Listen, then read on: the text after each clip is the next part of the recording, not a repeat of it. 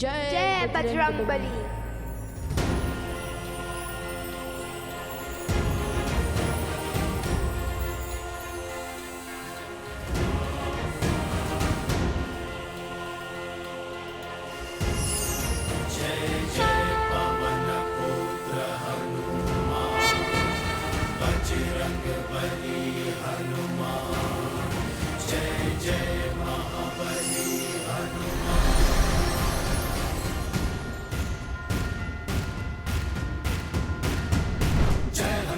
ज्ञान गुण सागर जय कपीस तिहु लोक उजागर रामदूत अतुलित बल धामा अंजनी पुत्र पवन सुत नामा राम दुआरे तुम रखवारे हो जना क्या बिनु पैसारे आपन तेज समारो आपे दीन लोक हाथ करे कापे।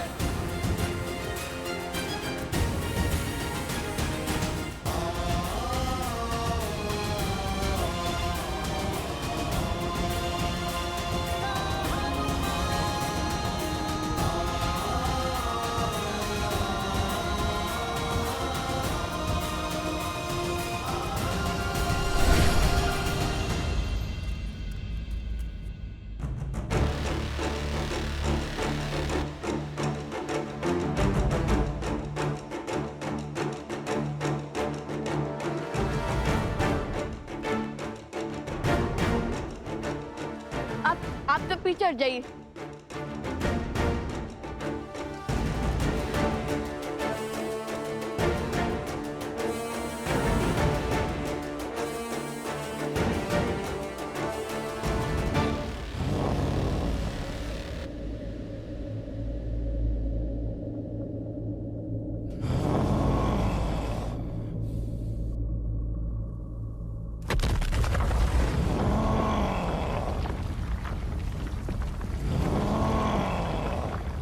भैया वो आ रहे हैं।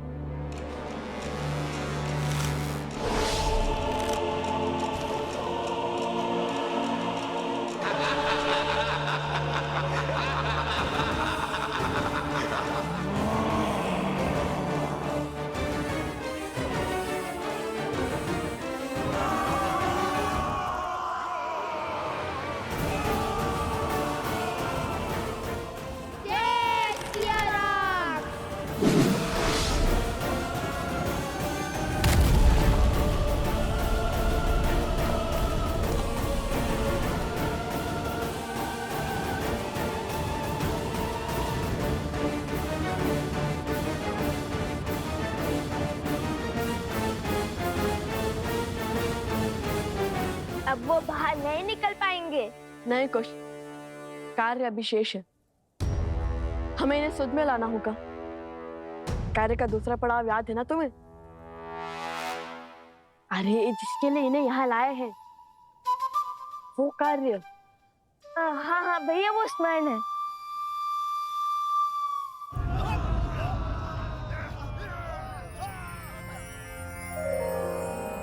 हे ऋषिवर, हम इन्हें यहाँ बाहर इसलिए लिया ताकि इनके जीवन की रक्षा हो सके।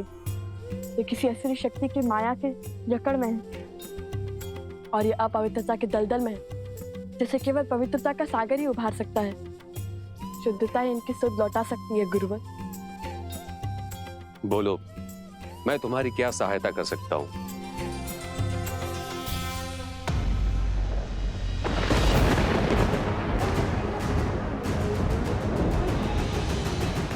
ओम शुद्धिदाता गंगा माता नमो नमो। ओम अमृत रूपनी नमः।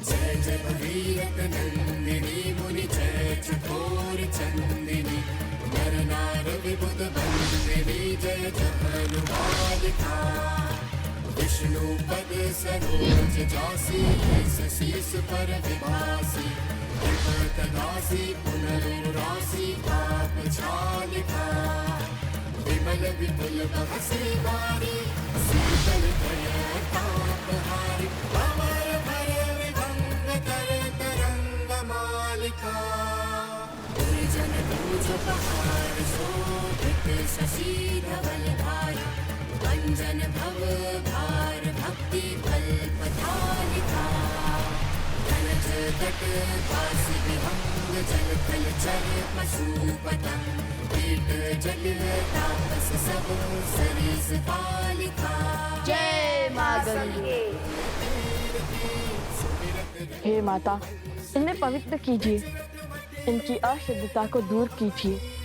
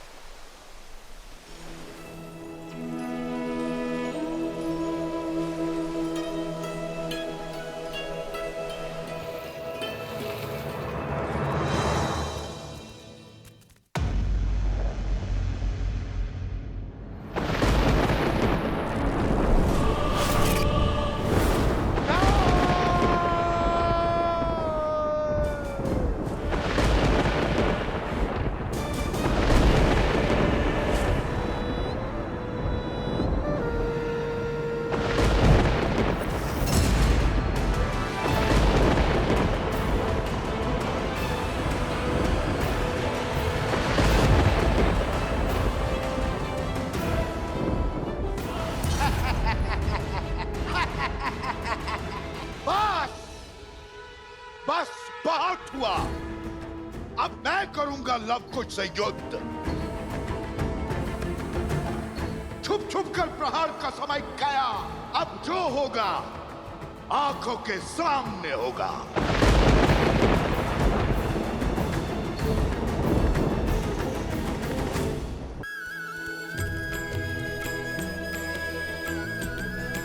लव कुश, तुम दोनों ने केवल इनका ही नहीं, इस गांव का भी उद्धार किया है।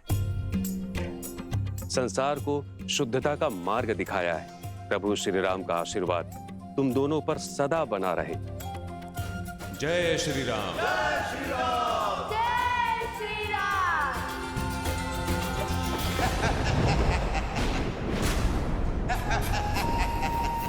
फिर हार गए। कुछ नहीं होगा तुमसे, किसी योग की नहीं हो तुम। रावण के कुल पर कलंक हो कलंक। तुम इतने निर्बल हो कि 2 बालकों से युद्ध नहीं कर पाए।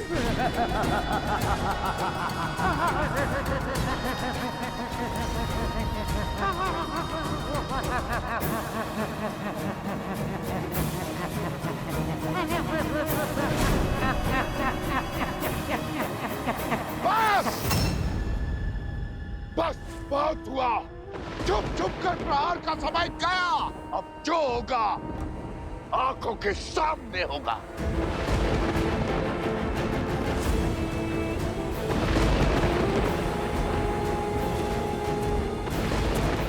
रोकिए इन्हें। क्रोध में मनुष्य सदैव अनुचित कार्य करता है।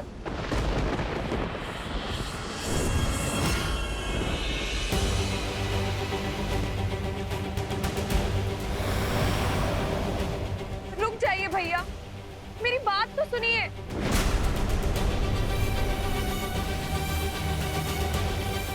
नहीं, मत छुड़ो इसकी। अपनी नाक तो कटवा ली।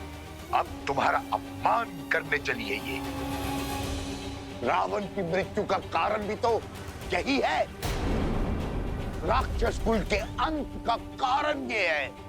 हाँ, मत सुनो इसकी, मत सुनो इसकी, मत सुनो इसकी, मत सुनो, मत सुनो इसकी, मत सुनो इसकी, मत सुनो इसकी, मत सुनो इसकी, मत सुनो।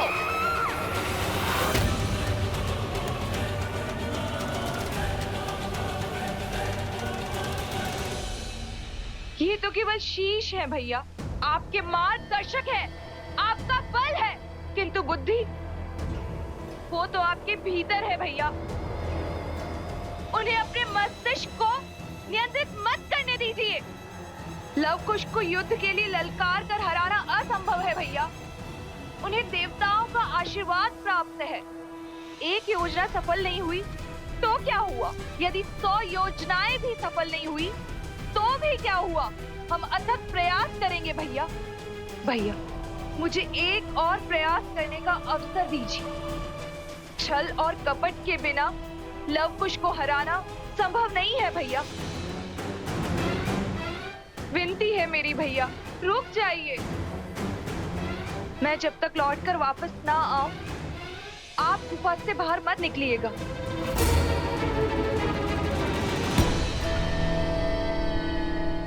आज फिर तुम्हारी बात मान लेता हूं, किंतु स्मरण रहे, ये अंतिम बार है। यदि आज लव कुश नहीं मरे तो रावण और राम के कुल के बीच एक भीषण युद्ध होगा जो इतिहास बनेगा, जिसे संसार सदा स्मरण रखेगा। आप निश्चिंत रहें भैया, शीघ्र ही राम और सीता को लव और कुश के अंत की सूचना मिलेगी।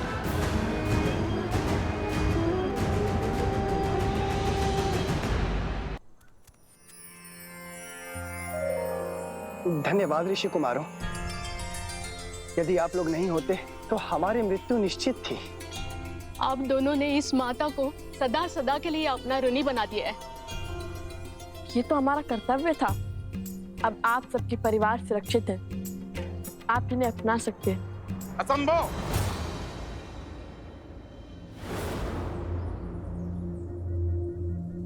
ये गांव के भीतर नहीं जाएंगे। क्यों? अपनों को अपनाने में कैसे संकोच? आज सुध लौट आई है, कल को पुनः खो गई तो? आज असुरों ने छोड़ दिया, कल को पुनः घेर लिया तो? कौन रोकेगा उन्हें? कौन बचाएगा हमें? सब अपवित्र हो गए हैं। ऋषि भारद्वाज के मंत्रों और माता गंगा के जल के बल से ये पावन हो चुके हैं। आपको चिंता करने की आवश्यकता नहीं है।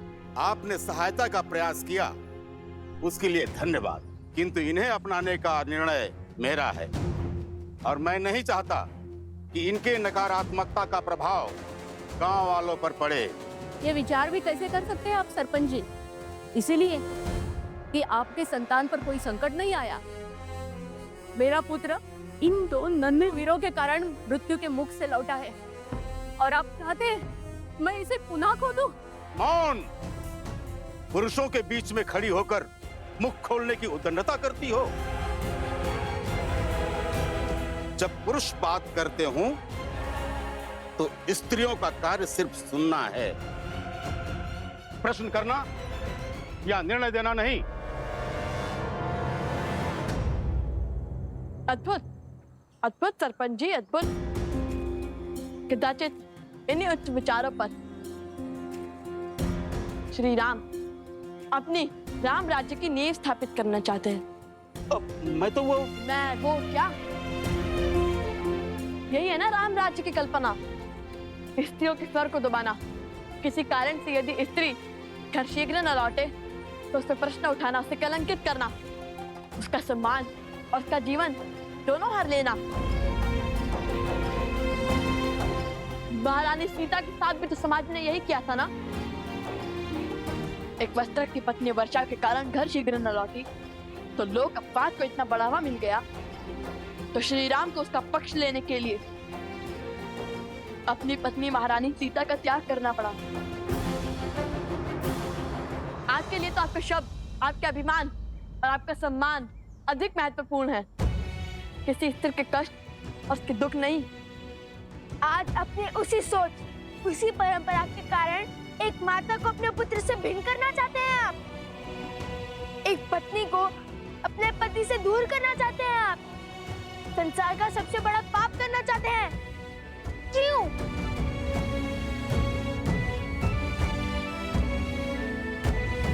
आप सब मौन क्यों हैं? कैसे एक परिवार को टूटने का स्वांग देख सकते हैं आप? एक स्त्री के अधिकार और माता के भावों को कुचलने का खेल कैसे खेल सकते हैं आप? एक बात समझ ले आप सब और आपके सरपंच जी, जो स्त्री घर चला सकती है वो गांव भी चला सकती है और राज्य भी।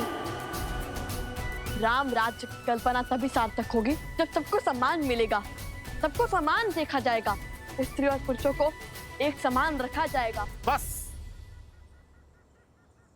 बहुत बोल लिया तुमने, अब मैं बोलूंगा। इस स्त्री ने गांव की मर्यादा को तोड़ा है।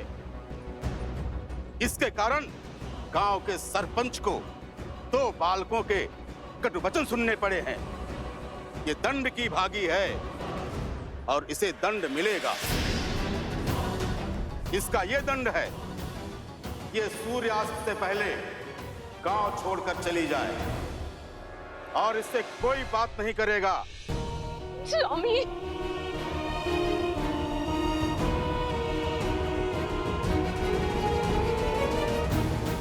चलो। ये कैसा आदर कर रहे हैं आप? ये उचित नहीं है, रुकिए। कुछ युवकों के शरीर में असुर शक्ति का वास तो था ही, किंतु इनके मन में भी असुर शक्ति का वास है। अब इन्हें कैसे समझाए, कैसे इन्हें न्याय और प्रगति के मार्ग पर लाए?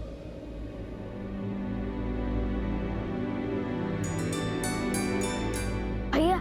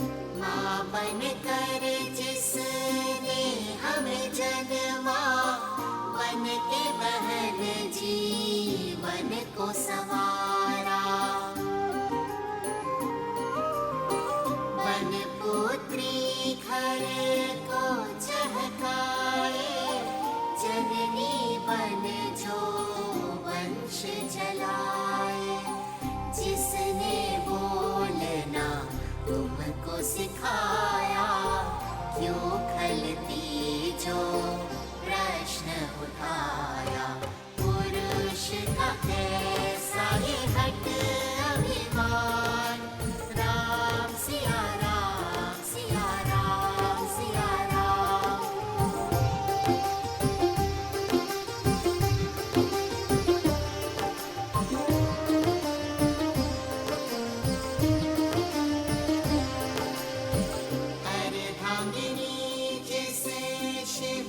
बताया देवों ने भी शीश नवाया,